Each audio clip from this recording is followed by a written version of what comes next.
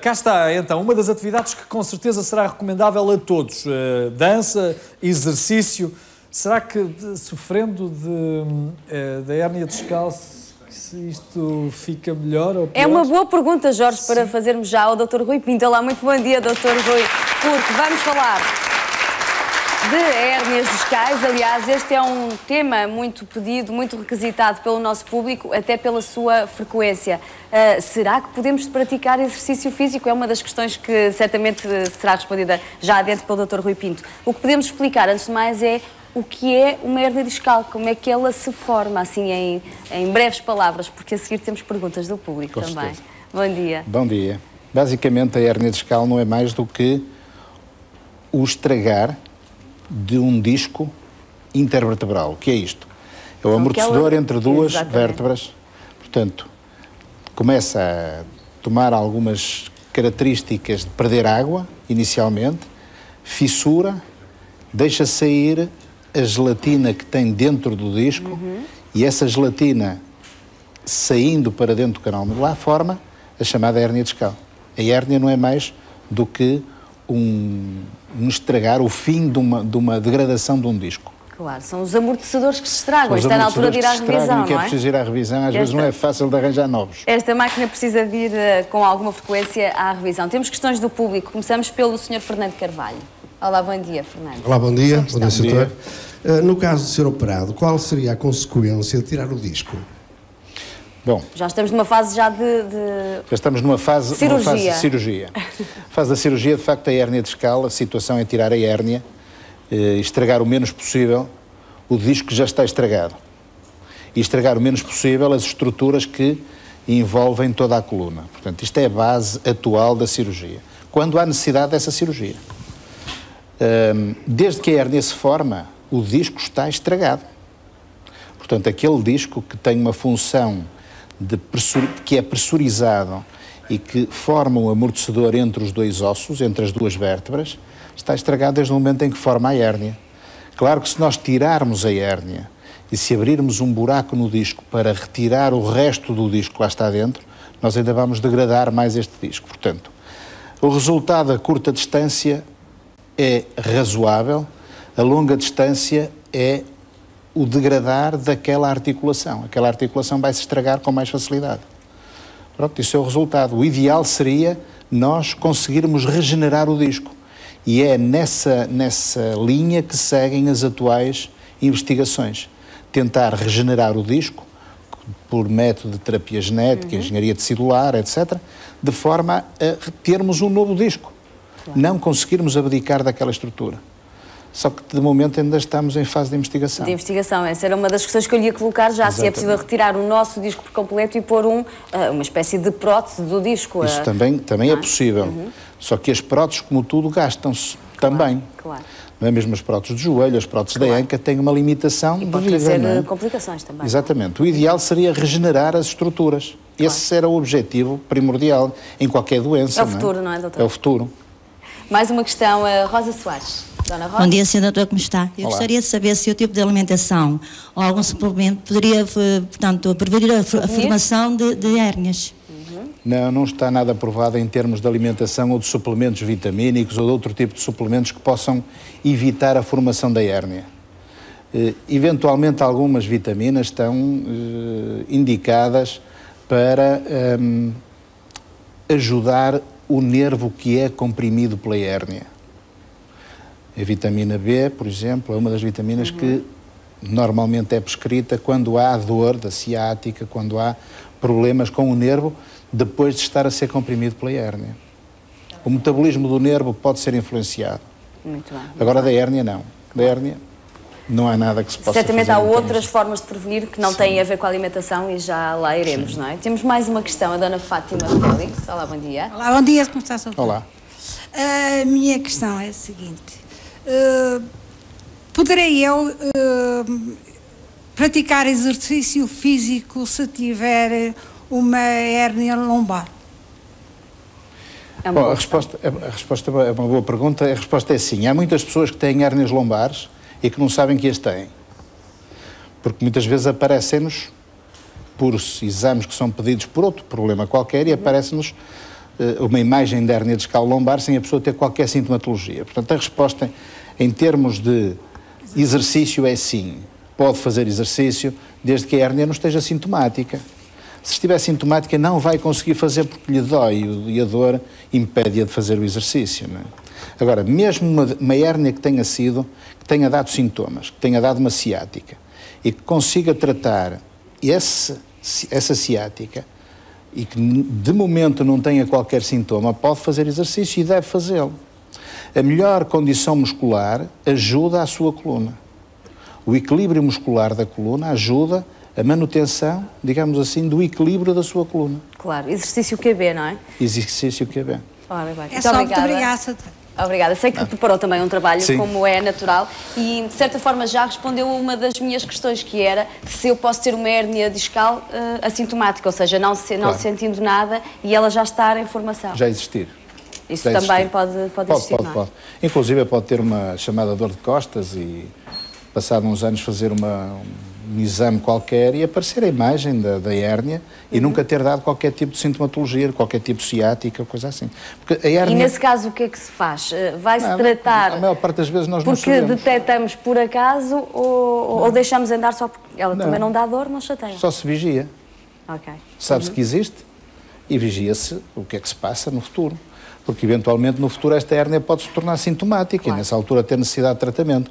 Em princípio, nós devemos tratar aquilo que é sintomático, tirando, digamos assim, determinadas afecções, tipo neoplasias ou coisa assim, que muitas vezes nós tomamos conhecimento delas sem ter sintomas e devem ser tratadas, não é? Mas este tipo de lesão degenerativa, digamos assim, deve ser tratada se for sintomática, senão deve-se aguardar e vigiar. Claro, deve-se tratar quando ela também impede os nossos movimentos normais. Portanto, a hérnia discal, a tal formação da tal hérnia é comum entre os 30 e os 50 anos. Pode acontecer nos adolescentes e doentes mais idosos, mas a faixa etária é esta. Esta 30, é a faixa 50. etária. A prevalência nos homens é de 4,8, nas mulheres 2,5. Em 70% dos casos a dor lombar antecede a formação da ciática ou a formação da hérnia. Por isso é que eu lhe disse há bocado que pode ter a sua dor lombar um dia na vida, fazer uma medicação e desaparecer, e isso ser a primeira fase da formação de uma hérnia. Esta incidência, desculpe interromper aqui no segundo ponto, poderia ser algo contraditória, porque a prevalência é maior nos homens e poderíamos pensar, mas a estrutura do homem não é mais resistente até do que a da mulher? Ou Sim, mais mas também está ligado... forte a musculatura, por exemplo? Sim, mas se calhar perde mais água. Ok, é uma se calhar explicação. perde mais água. Continuamos. Mais frequente na região cervical e lombar, porque são as regiões mais móveis, portanto, o movimento também está associado ao desgaste das estruturas. Movimentos Quanto mais repetitivos, movimento, é isso? exatamente, Também. maior o desgaste, como é lógico. Podemos passar? Portanto, isto aqui é tal. Isto é um disco normal. O disco normal é uma estrutura fibrosa, é um anel fibroso com uma gelatina no interior que pressuriza e pressurizada. E o que impede que as duas estruturas ósseas, chegamos assim, entrem em contacto. Não é? Portanto, ela é pressurizada de forma a formar um amortecedor entre as duas estruturas ósseas. Almofada. Exatamente, a tal almofada. Começa-se a formar uma lesão do anel fibroso, da tal estrutura fibrosa, a gelatina começa-se a insinuar e começa a formar uma pequena protusão, um pequeno abaulamento. O abaulamento do disco, normalmente nos TACs, aparece-nos como abaulamento do disco ou protusão do disco, é uma das designações que vulgarmente acontece. Até que há uma altura em que este anel fibroso rebenta, abre e deixa sair o conteúdo gelatinoso de dentro. Aí forma-se a verdadeira hérnia discal extrusa, tal hérnia que eventualmente o conteúdo sai e que fica a comprimir o nervo. Antes disso, ela pode comprimir mesmo o nervo e dar uma ciática, mesmo antes de acontecer este rebentamento do disco, digamos assim. Bom, e a dor dá-se precisamente porque há uma compressão. Claro. Depois, em seguida, o que é que acontece? Todas as estruturas, há uma relação bastante direta entre o continente e o conteúdo da coluna, não é? Quer dizer, o espaço não é muito. Portanto, desde que se forma esta estrutura para além do que é normal, comprime os nervos que estão a sair para os membros inferiores, no caso da coluna lombar, e origina a tal dor. Dor ciática, a dor que se sente desde as costas até ao pé. Até ao pé, não é? Pela perna fora. Exatamente. Passamos ao próximo slide? Bom, obrigada. Por um lado, A dor, portanto, deve-se a esta inflamação do nervo, provoca alterações funcionais e a dor normalmente é mediada por duas coisas. Primeiro, pelo aperto da hérnia, mas fundamentalmente por uma irritação química, que isto, normalmente nós podemos ter uma hérnia e não ter dor. Ou termos uma hérnia e a dor aparece e depois desaparece com o tratamento. Porquê? Porque nós eliminamos a irritação química e às vezes mantém-se a tal compressão. Com outros químicos, não é? Exatamente, com outros químicos. A medicação. As alterações funcionais normalmente traduzem-se ou por dor ou por déficits sensitivos. A pessoa deixa de sentir uma determinada área da perna ou deixa de mexer, por exemplo, o pé. Deixa de ter possibilidade de levantar o pé. É algo que pode também criar formigueiros nas mãos, por exemplo, nos membros superiores, uma hérnia discal? Uma hérnia discal cervical pode. A hérnia discal lombar não dá sintomas nos membros superiores. Sim. Portanto, a hérnia discal cervical pode dar o mesmo tipo de sintomas nos membros superiores. Muito bem. Dor, parestesias, as tais formigueiros, perdas de sensibilidade, perdas de função. Podemos passar? Próximo. O doente muitas vezes aparece-nos nesta posição, isto é, com uma escoliose, torto, digamos assim, por contratura muscular, que desaparece após o tratamento. Pode-nos aparecer com dor violenta que não passa com o tratamento. Pode-nos aparecer com esta situação que é bastante frequente do pé não ter força para vencer a ação da gravidade e não fazer dorsiflexão do pé. Estas são as três situações normalmente que costumam aparecer. Depois, pela distribuição, pelo tipo de dor que o doente nos refere, pelas alterações sensitivas e pelas alterações motoras, nós quase sem exames conseguimos dizer onde é que está a compressão, porque a distribuição dos nervos para os membros inferiores é de tal maneira certa, digamos assim, que nós conseguimos saber quais são os sintomas exatos de cada uma das raízes, a não ser que haja alterações anatómicas. Mas na maioria das vezes nós conseguimos dizer que o doente tem uma radiculopatia de L5 quando o pé não levanta. Exato. Ok? Portanto, muito bem. alguns tudo sintomas... está ligado, não é? Tudo está ligadinho, nós conseguimos saber mais ou menos onde está o problema. Tratamento. A forma de tratamento. Tratamento médico. O tratamento médico baseia-se nos analgésicos, anti-inflamatórios, para cortar a tal irritação química que existe. Relaxantes musculares que nos ajudam a vencer a contratura muscular que muitas vezes está associada a isto. A fisioterapia nas fases agudas e nas fases crónicas, as infiltrações e foraminais e epidurais. Isto o que é? Não é mais do que colocar uma agulha junto ao sítio onde tem a raiz irritada e infiltrar localmente um anestésico e um anti-inflamatório que habitualmente é uma cortisona. Claro. E isso é concomitante com outro tipo de analgésicos orais? É normalmente um tratamento que se faz conjunto? Normalmente isto é um tratamento já, quer dizer, nós vamos uma fase mais avançada. Exatamente, vamos subindo os degraus. Quer dizer, não começamos, a parte inicial é aquela. Tal como não se começa pela cirurgia, também não se começa aqui pela infiltração, não é? No final de tudo, temos as cirurgias. Portanto, a cirurgia o que é remover o tal disco, remover a tal porção do disco que está fora do disco. São as tais dissectomias endoscópicas ou microdissectomias feitas... Como é que se chega a uma cirurgia? Quando os outros tratamentos todos falharam? Habitualmente há indicações precisas para a cirurgia logo de imediato, que são as situações paralisantes, digamos assim, a perda de função, a perda de sensibilidade. O síndrome da cauda de cavalo é a perda de sensibilidade dos membros inferiores em cela, portanto, isso é uma indicação formal para cirurgia imediata. A perda de função motora é uma indicação para cirurgia imediata e a dor não tratável. São as três indicações básicas para cirurgia.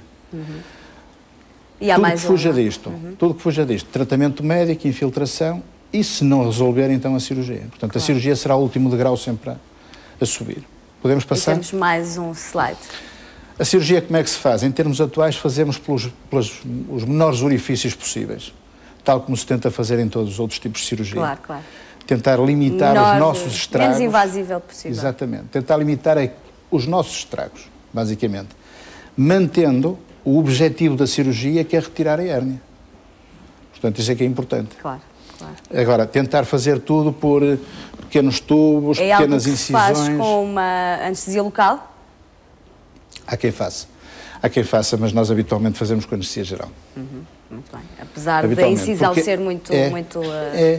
Mínima. Habitualmente a maior parte de nós opera as hérnias discais lombares em decúbito ventral, com o dente virado de barriga para baixo, digamos assim. Não é uma posição muito confortável para as pessoas se manterem durante algum tempo, especialmente em anestesia geral, claro. Este é o último slide, não sei se quer. Este é o último slide. No fundo, o que é que se pretende é tirar, por um pequeno orifício que se faz na parte óssea posterior da coluna, tirar a hérnia pelo mais pequeno orifício possível, mas com o objetivo de ter a certeza que não fica lá mais nada. Claro. Uma última questão. Uma vez removida a hérnia ou operada a hérnia, ela pode voltar? Sim. Há recidivas de hérnias discais. Quer no mesmo local, quer no outro lado. Portanto, há efetivamente recidiva da hérnia. Pode haver. Portanto, ela pode ter um prazo de validade, não é? Às vezes mais rápido do que nós julgamos. O doente tem um pós-operatório relativamente pacífico ou tem que se adaptar, de certa forma, à sua nova condição? O pós-operatório de uma hérnia, de uma cirurgia da hérnia, no mesmo dia, ou ao fim da tarde, se operarmos de manhã, ao fim da tarde o doente pode fazer levante, pode-se levantar. Pode levantar, ir à casa de banho e habitualmente tem alta no dia seguinte, ou até às vezes no próprio dia, depende um pouco da cirurgia, da estrutura da pessoa, etc. Quer dizer, mas é uma cirurgia com um internamento muito curto. Claro.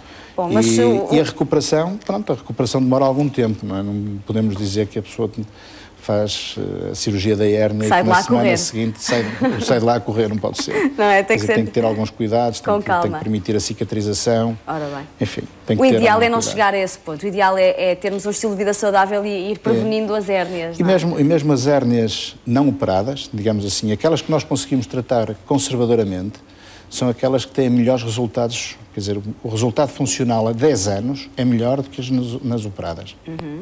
Portanto, o resultado funcional do doente e da coluna do doente a 10 anos. Sim. Portanto, o objetivo é nós tentarmos tratar conservadoramente. Quando não conseguimos, então temos a cirurgia, que é um mal necessário. Mas as conservadoras, de facto, estão melhor aos 10 anos. Muito bem. Dr. Rui Pinto, muito obrigada. Nada.